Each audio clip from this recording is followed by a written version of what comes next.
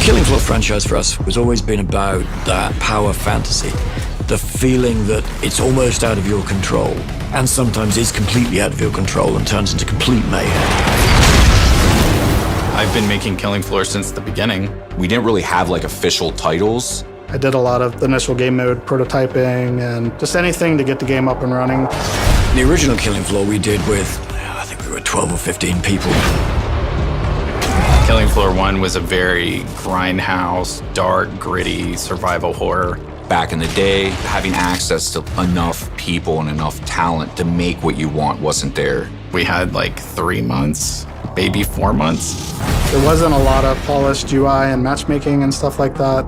It was, Leland, you have a week to take each one of these maps and change as much as you possibly can, right? It was, David, you have a day to make each enemy. Bill, you have a day to animate each enemy.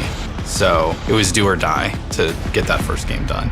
A couple of weeks before we were due to release, Bill and Dave, with their art hats on, got the four of us in a room and went, it's got to look better than this. And I was, guys, we've maxed out the credit cards. The bank account has one payroll left in it, and that goes out on Friday.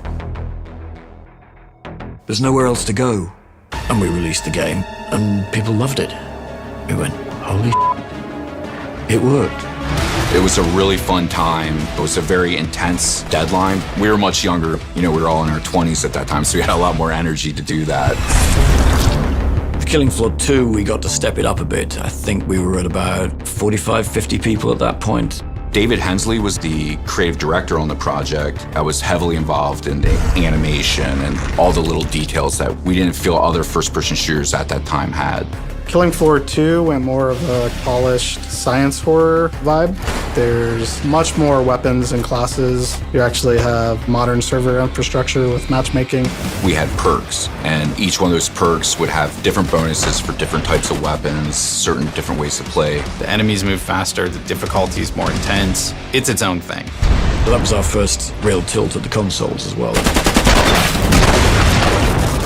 I've been a fan of Killing Floor for quite some time. I was working on another game. One of the other character artists says, there's a game I want to try with you guys. And I was like, all right, I'm down.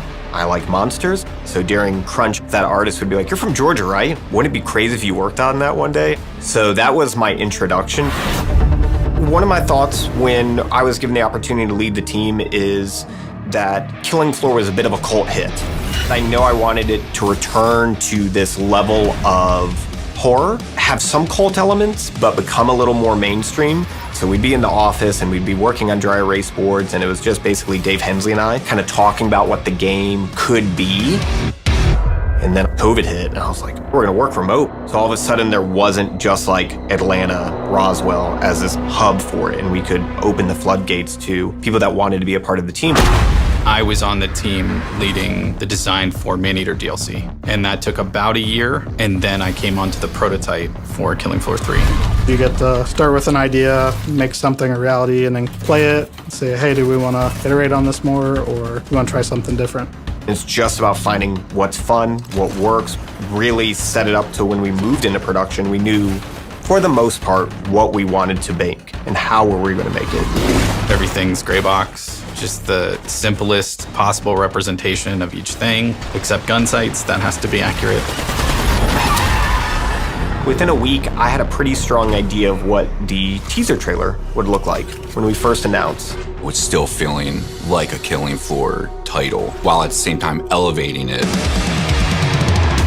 I think Tripwire is definitely the house that Killing Floor built at this point.